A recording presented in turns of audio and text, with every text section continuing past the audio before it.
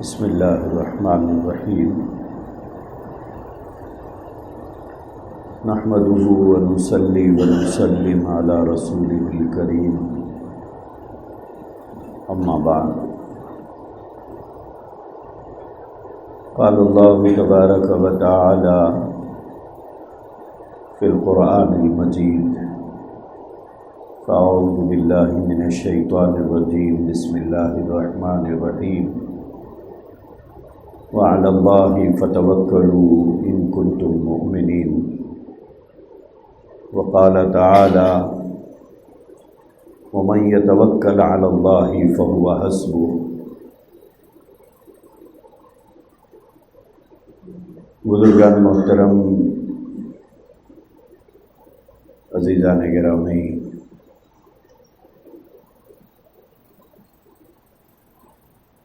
اللہ تبارک و تعالیٰ نے قرآن حکیم کے اندر ایک سے زائد جگہوں پر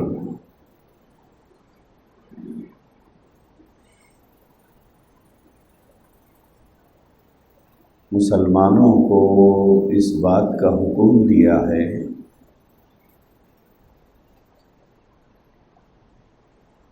کہ تم اللہ کے اوپر توکل کرو۔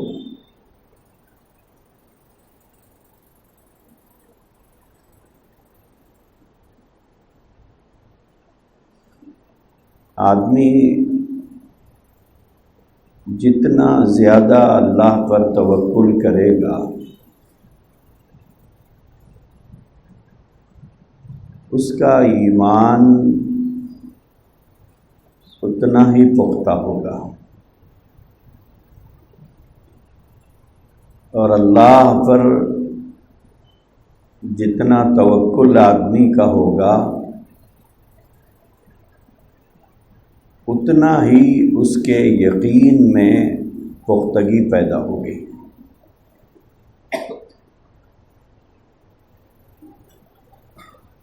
کہ تمام معاملات میں ایمان والے کو چاہیے کہ وہ اللہ پر توکل کرے۔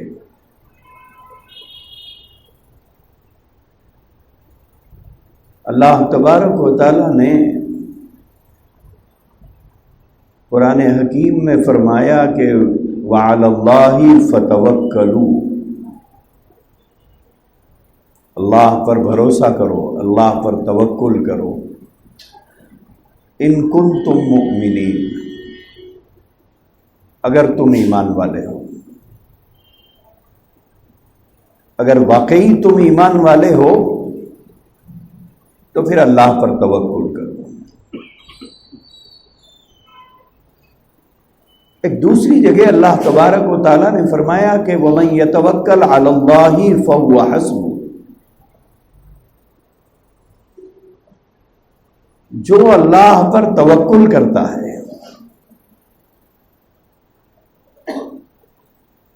اللہ تبارک و تعالیٰ نے فرمایا کہ پھر اس کے لیے اللہ کافی ہوگا۔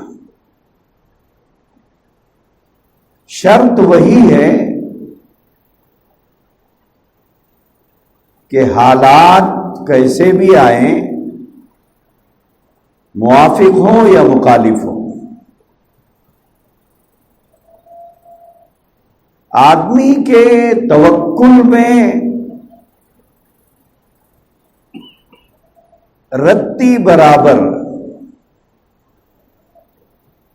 فرق نہیں آنا چاہیے۔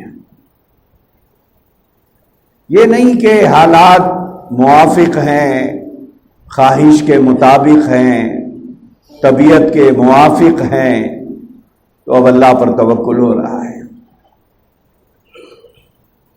اور حالات ہماری سوچ کے خلاف ہیں، ہماری مرضی کے مطابق نہیں ہیں، ہماری چاہت کے خلاف ہیں، تو اب آدمی کا توکل ڈلمل ہو رہا ہے۔ میرے عزیز بھائیوں، اللہ تبارک و تعالی ایمان والے کے لیے شرط لگا کر فرما رہے ہیں وعلی اللہ فتوکلوا ان کنتم مؤمنین، اگر واقعی تم ایمان والے ہو تو پھر اللہ پر توکل کرو۔ کیا ہوگا توکل سے؟ جناب محمد رسول اللہ صلی اللہ علیہ وآلہ وسلم نے فرمایا کہ آدمی اگر ویسا توکل کرنا شروع کر دے جیسے توکل پرندے کرتے ہیں،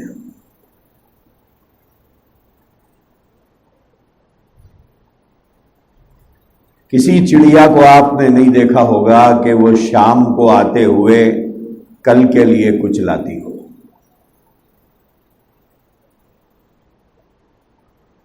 کسی کوے یا طوطے کو آپ نے نہیں دیکھا ہوگا کہ وہ کل کے لیے کچھ لاتی ہو۔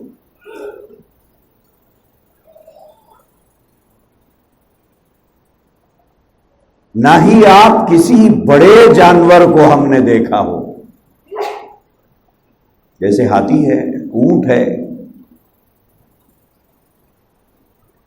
بھینس اور گائے ہے، ان کے پیٹ میں اتنی زیادہ گنجائش ہوتی ہے کہ صبح جب ان کو چراگاہ میں لے جا کر چھوڑ دیا جاتا ہے تو شام تک چرتے ہی رہتے ہیں،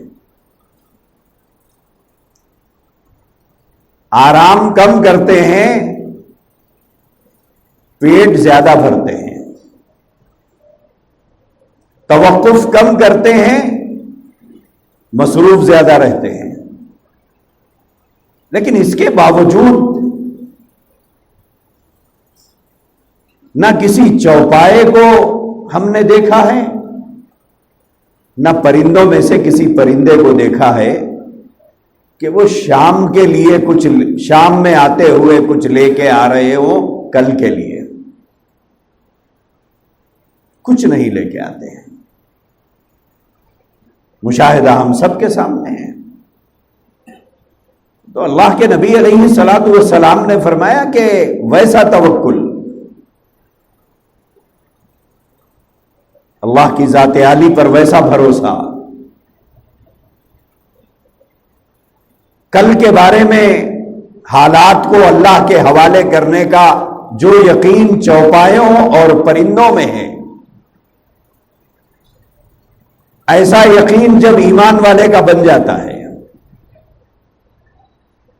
تو آقا دو جہاں صلی اللہ علیہ وسلم نے فرمایا پھر تمہارے ساتھ بھی ویسا ہی معاملہ ہوگا جیسا ان کے ساتھ ہوتا ہے، تمہارے ساتھ بھی حالات ویسے ہی ہوں گے۔ وہ حالات کیا ہیں؟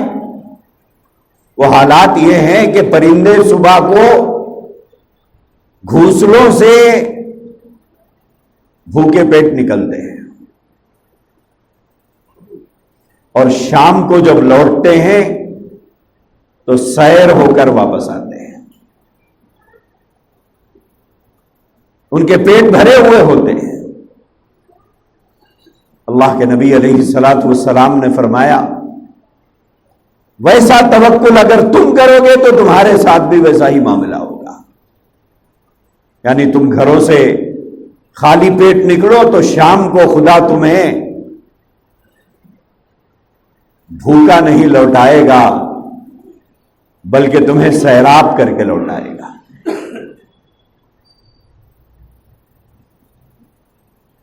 اللہ سے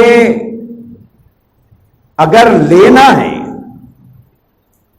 تو سب سے پہلے آدمی کو اپنے توکل کو مضبوط بنانا ہے۔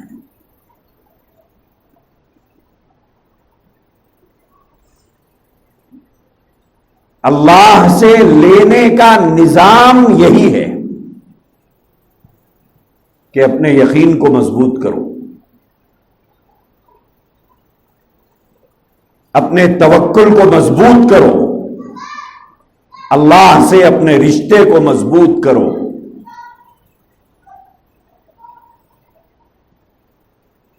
اور اللہ کی ذات عالی پر یقین، بھروسہ، دونوں چیزیں ضروری ہیں۔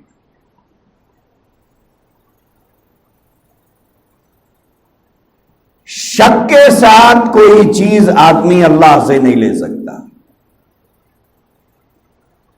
ہوتا ہے یا نہیں ہوتا؟ اللہ دیتے یا نہیں دیتے؟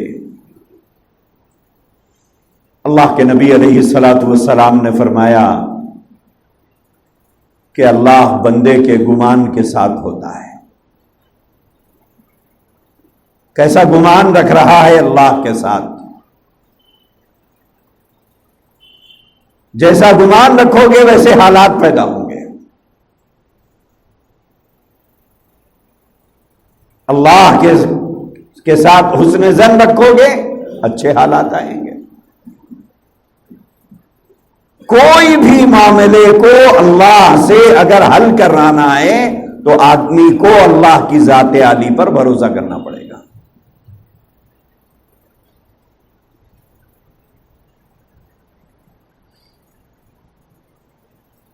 یقین اللہ کی ذات کے ساتھ جتنا مضبوط ہوگا حالات اتنے بہتر ہوں گے.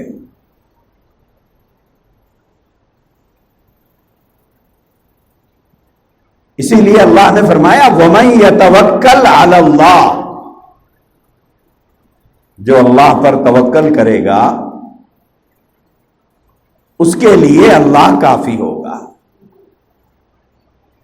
یعنی اس کے حالات کو بنانے کے لیے اللہ کافی ہے. شرط ہے کہ وہ اللہ پر توکل کرے،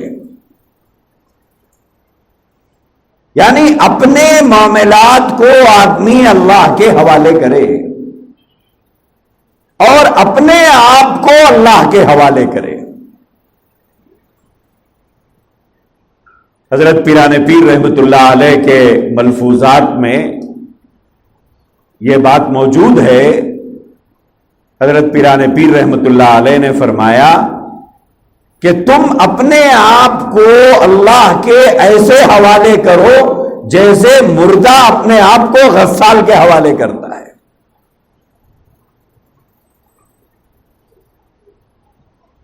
اپنے آپ کو اللہ کے ایسے حوالے کرو جیسے مردہ اپنے آپ کو غسال کے حوالے کر دیتا ہے. ٹھنڈا ڈالے تب بھی کوئی شکوہ نہیں، گرم ڈالے تب بھی کوئی شکوہ نہیں.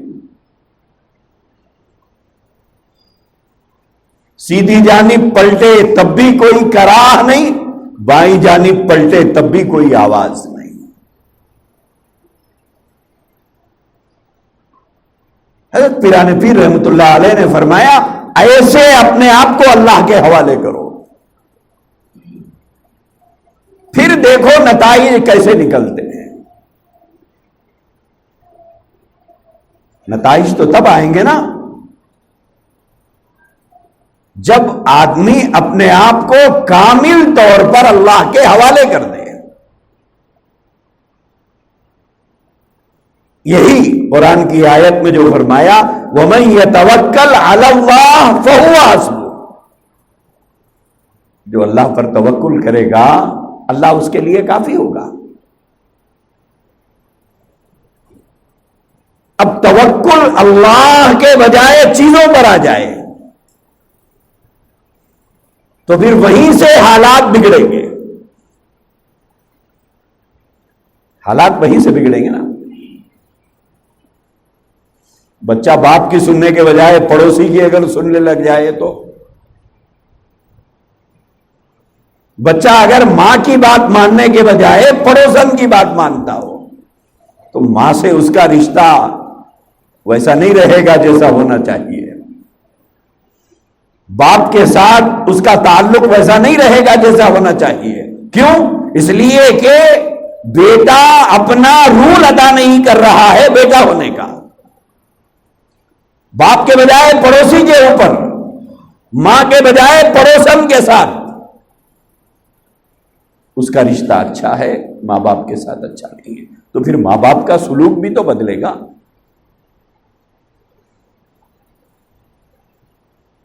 تو اللہ پر بھروسہ کرنے کے بجائے آدمی اللہ سے ہٹ کر دوسروں پہ بھروسہ کرنا شروع کر دے. تو اس کا مطلب یہ ہے کہ آدمی اللہ کو چھوڑ کر کوئی اور راستہ اختیار کر رہا ہے لینے اور دینے کا. لینے اور دینے کا کوئی اور راستہ اس نے چن لیا ہے۔ جب آدمی یہ در چھوڑ دیتا ہے تو پھر اللہ بھی اسے چھوڑ دیتے ہیں، اللہ بھی اسے چھوڑ دیتے ہیں۔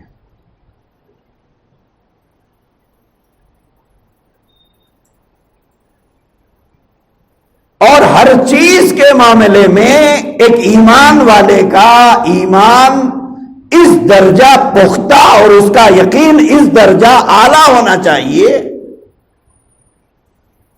کہ جو بھی حالات کا انسان سامنا کر رہا ہے یہ سمجھے کہ یہ من جانب اللہ ہے۔ اب اس میں خیر کیا ہے میں نہیں جانتا، مگر ہے اللہ کی طرف سے۔ بظاہر مجھے اس میں کوئی فائدہ نظر نہیں آ رہا ہے، بظاہر مجھے اس میں نقصان نظر آ رہا ہے، لیکن اللہ جانتا ہے کہ اس میں میرے لیے کیا بہتر ہے۔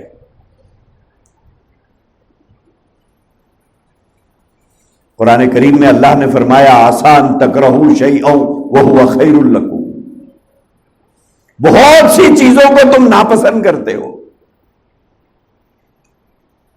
لیکن وہو خیر لکم، تمہاری عقل، تمہارا فہم، تمہاری سمجھ، تمہاری سوچ وہاں تک نہیں پہنچ پا رہی ہے اور تم اسے اپنے لیے بہتر نہیں سمجھتے ہو، حالانکہ فہو خیر لکم، وہی تمہارے لیے بہتر ہے۔ وَعَسَىٰ أَن تُحِبُّوا شَيْئًا وَهُوَ شَرٌّ لَكُمْ، اور بہت سی چیزوں کو تم پسند کرتے ہو کہ یہ میرے لیے بیسٹ ہے، یہ میرے لیے اچھا ہے، یہ میرے لیے بہترین ہے، اور یہی میں چاہ رہا تھا کہ ایسا ہو۔ اللہ فرماتے ہیں اللہ کے علم میں ہے وَهُوَ شَرٌّ لَكُمْ، وہ تمہارے لیے بہتر نہیں ہے، وہ تمہارے لیے بہتر نہیں ہے۔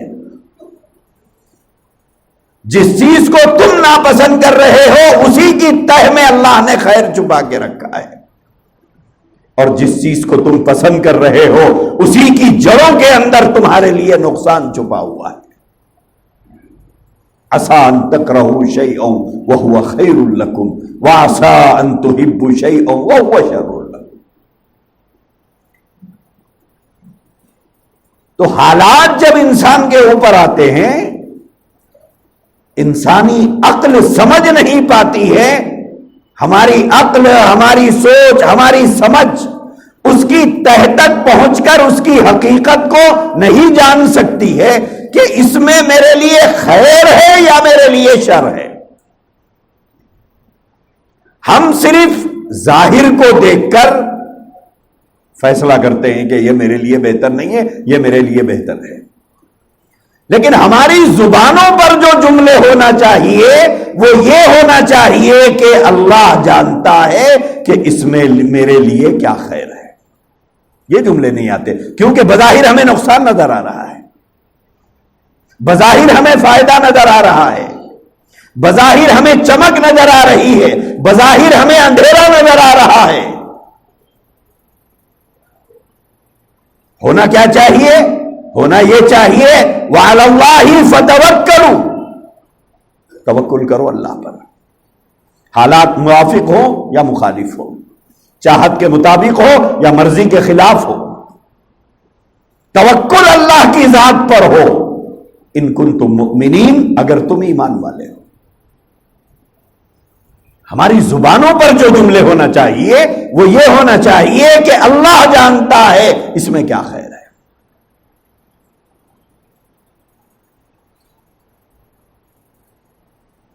اللہ جانتا ہے کہ اس میں کیا خیر ہے، لیکن ہم لوگ، ہمارا توکل جتنا کمزور ہوتا جا رہا ہے، اللہ سے ملنے کے راستے اتنے ہی ہم اپنے آپ پر بند کر رہے ہیں۔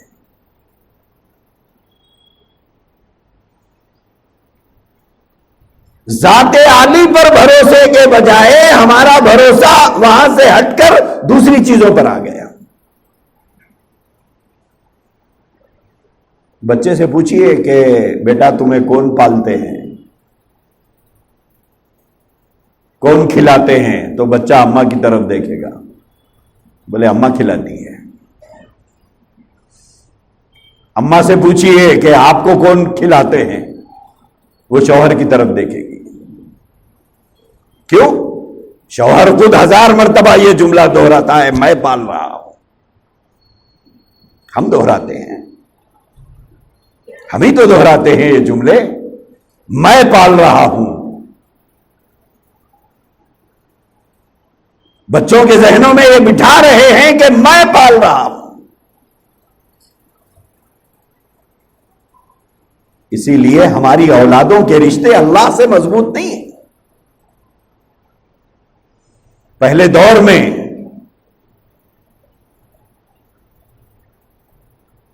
گھروں میں بچے ہوا کرتے تھے، ایسا نہیں ہے کہ آج ہم ہی بچے پال رہے ہیں، ہم سے پہلے لوگوں نے بھی بچے پالے ہیں۔ حضرت خواجہ اجمیری رحمت اللہ علیہ کا دور ہے، نام بہت لیتے ہیں ہم بزرگوں کا، ان کی سیرت نہیں پڑھتے ہیں، ان کی ہدایات اور ان کے فرمان اور فرمودات کو بالکل نہیں پڑھتے ہیں، جانتے نہیں ہیں کہ ان لوگوں نے ہم کو سبق کیا دیا ہے۔ حضرت خواجہ اجمیری رحمت اللہ علیہ کا زمانہ تھا، اسی زمانے کا ایک واقعہ ہے کہ ایک ماں بچے کی پرورش کر رہی ہے،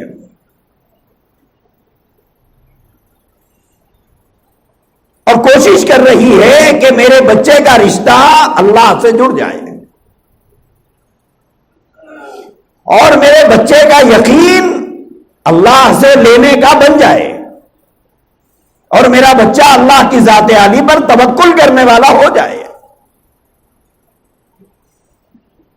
تو اس ماں کا مزاج یہ تھا کہ جب کھانے کا وقت ہوتا یا بچہ بھوک کا اظہار کرتا یا کھانا طلب کرتا تو ماں اپنے بچے سے کہتی کہ بیٹا کھانا ہم نہیں دیتے۔ بچہ پوچھتا پھر کون دیتے ہیں؟ بولے کھانا اللہ دیتے ہیں، ہم نہیں دیتے۔ روٹی اللہ کھلاتے ہیں، ہم ہی نہیں کھلاتی۔ تو اس ننھے سے بچے کو لے جا کر وضو بنوا کر لا کر مصلے پہ کھڑا کر دیتی اور یہ کہتی کہ بیٹے تم جانماز پر بیٹھ کر دعا کرو کہ اللہ کھانا چاہیے، اللہ بھوک لگ رہی ہے، روٹی دے دیجیے۔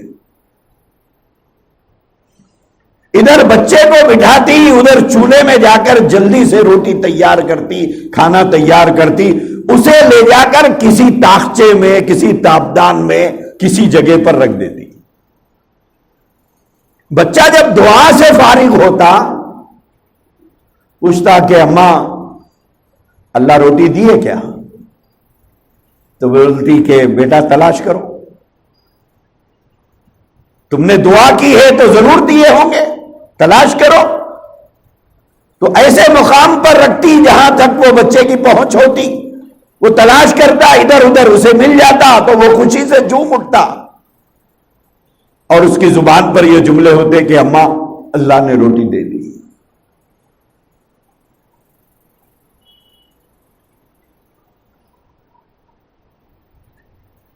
پہلے زمانے کی پرورش اور آج کے زمانے کی پرورش، پہلے زمانے کے ماں باپ، آج کے زمانے کے ماں باپ، پہلے دور کے لوگوں کی سوچ اور آج کے دور کے لوگوں کی سوچ، آج ہم بار بار گھر میں یہ بول رہے ہیں کہ میں پال رہا ہوں۔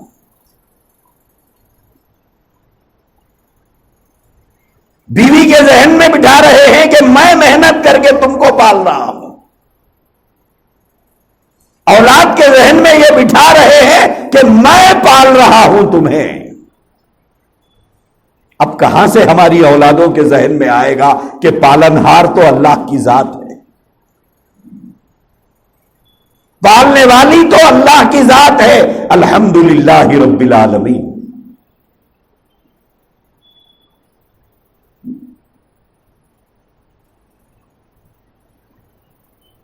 تو ایک دن ایسا ہوا کہ اس ماں کو اپنے کسی عزیز رشتہ دار کے پاس جانا تھا.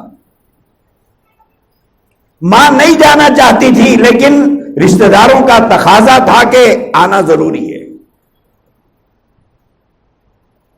بچہ مکتب کو پڑھنے کے لیے چلا گیا اور ماں نے سوچا کہ بچہ آنے سے پہلے میں لوٹ آ جاؤں گی. اسی ارادے سے گھر سے نکلی، لیکن وہاں گفتگو میں تھوڑی دیر ہو گئی، وقت زیادہ ہو گیا. بچہ اسکول یا مکتب سے آنے کا وقت ہو گیا تو ماں گھبرا کر تیز تیز قدموں کے ساتھ وہاں سے نکلی کہ بچہ آنے سے پہلے تک میں گھر پہنچ جاؤں. لیکن ہوا ایسا کہ ماں کے پہنچنے سے پہلے بچہ گھر میں پہنچ گیا. بچے کو دیکھ کے گھبرا گئی کہ کیا ہوگا آج. ماں نے بچے سے پوچھا کہ بیٹا بھوک نہیں لگ رہی ہے؟ بھوک نہیں لگ رہی ہے؟ روٹی نہیں کھاؤ گے؟ بچے نے کہا کہ اماں میں تو روٹی کھا لیا، میں تو روٹی کھا چکا. ماں نے پوچھا کہ بیٹا کہاں سے آئی روٹی؟ تو اس معصوم بچے نے کہا کہ اماں روز جیسا میں کرتا تھا میں نے ویسے ہی کیا. وضو بنایا، مصلی بچھایا، اللہ سے دعا کی، پھر میں نے تلاش کیا تو مجھے روٹی مل گئی. حالانکہ وہ روٹی ماں کی پکائی ہوئی نہیں تھی. جب بیٹے کی زبان سے ماں نے یہ جملے سنے تو سجدے میں گر کے اللہ سے فرمایا کہ اللہ میں تیری دہلیز تک میرے بیٹے کو لے آ لی تاکہ میرے اولاد کا تجھ سے ربط قائم ہو جائے اور میری اولاد کا توکل بن جائے تیرے ساتھ اور تیرے در سے ملنے کا یقین ہو جائے.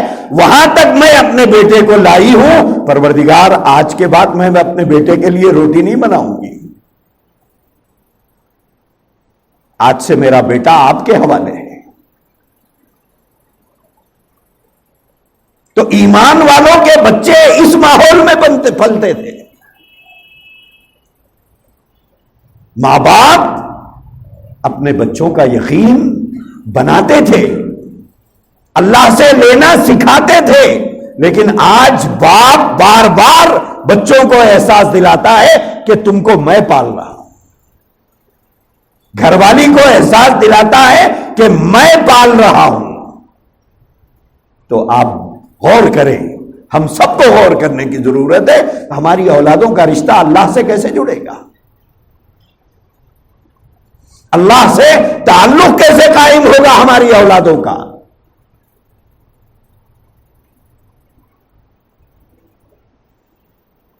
اللہ کے ذات عالی سے ملنے کا یقین ہماری اولادوں کے دلوں میں بیٹھے گا کیسے؟ یہی وجہ ہے کہ آج ہماری اولادوں کا رشتہ مسجدوں سے کمزور ہو گیا. ہماری اولادوں کا رشتہ قرآن مجید سے کمزور ہو گیا.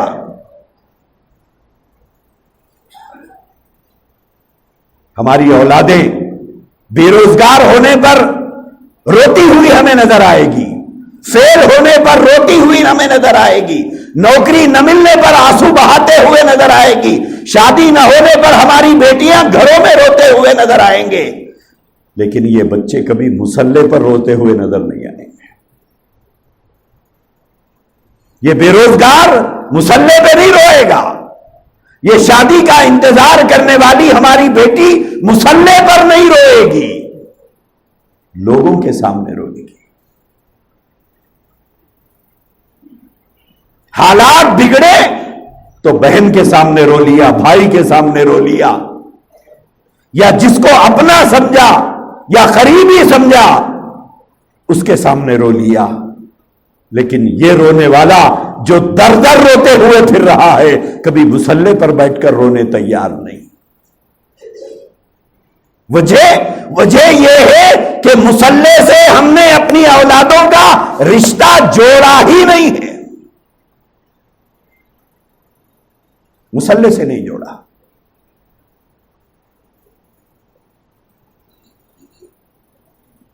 اللہ سے لینے کا یقین ان کے ذہنوں میں بٹھایا نہیں ہم نے، اسی لیے مارے پھرتے رہیں گے، در در کی ٹھوکریں کھائیں گے، لوگوں کے سامنے آنسو بہاتے پھریں گے،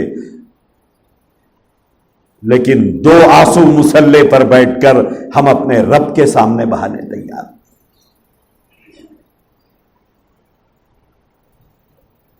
ذہنوں میں یہی ہے کہ میں گریجویٹ ہوں، میں پوسٹ گریجویٹ ہوں، میں نے آسٹریلیا میں ڈگری کی، میں امریکہ میں ڈگری کی، میں نے لندن سے پڑھا ہے،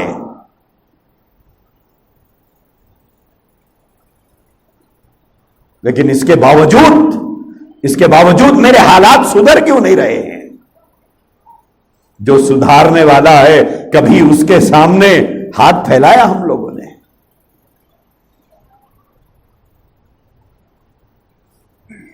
میرے بھائیوں، اپنا یقین اور اپنی اولادوں کا یقین